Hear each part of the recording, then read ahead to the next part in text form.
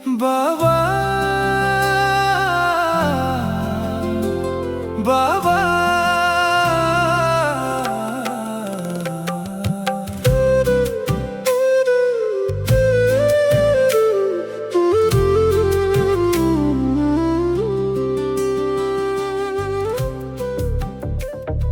দেখ স্বপন, আমার কথা একটাই, যতক্ষণ পর্যন্ত বাবার জায়গা সম্পত্তির ভাগাভাগি না হইব ততক্ষণ পর্যন্ত বাবার লাশ কবর দেওয়া যাইব না। কি বলতেছো ভাই? আজকে মাত্র বাবা মারা গেল, বাবার লাশটা মাটি দেওয়ার সুযোগ দাও, আর তুমি এখনই জায়গা সম্পত্তি ভাগাভাগির কথা বলতেছো? মাটি দেওয়ার পরে না, মাটি দেওয়ার আগেই আমি আর আপন আমাদের সম্পত্তির ভাগ বুঝে নিতাম চাই, আর তা না হলে বাবার লাশ আমি কবর দিতে দেবো না। কি বলতেছো ভাই? বাবার চাইতে সম্পত্তি তোমার কাছে বড় হয়ে গেল? হ্যাঁ, সম্পত্তি আমার কাছে বড়।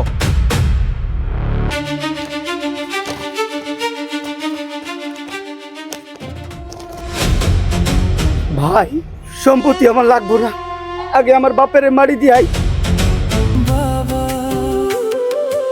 এখন আর কেউ শাসন করে। আপন, তুই কি বলতাছ? পরে কিন্তু কোনো সম্পত্তি পাইবি না।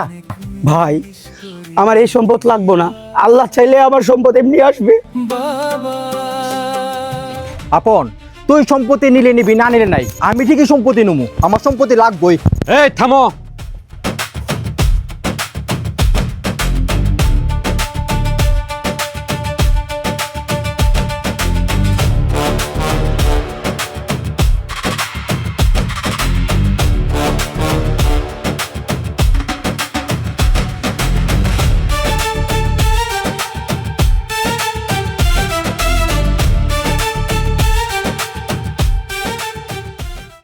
আমি মরি নাই, আমি মরার অভিনয় করছি।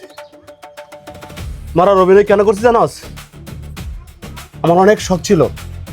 আসলে তোরা যে আমার 3 ছেলে, আমারে ভালোবাসস না আমার সম্পদের? আমারে বাড়ি দেওয়ার আগে তোকে আগে সম্পত্তি দিতে হইব। সরব, এদিকে এদিকে দে, দলিলটা দে। এই দেখ, ভালো করে দেখ, এই স্টেপ হচ্ছে আমার 2 ছেলেকে আমার সমস্ত সম্পত্তি, স্থাবর অস্থাবর সম্পত্তি সব লিখে দেওয়ার দলিল।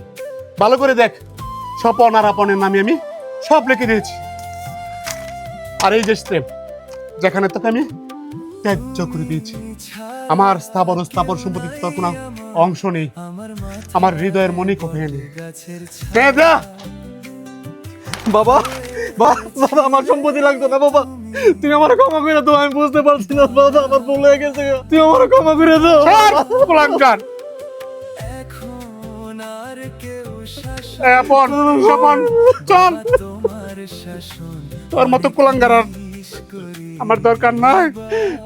চল করে চল। বাবা, ভুলে গেছে আমার স্বপন। আপন, বাবা।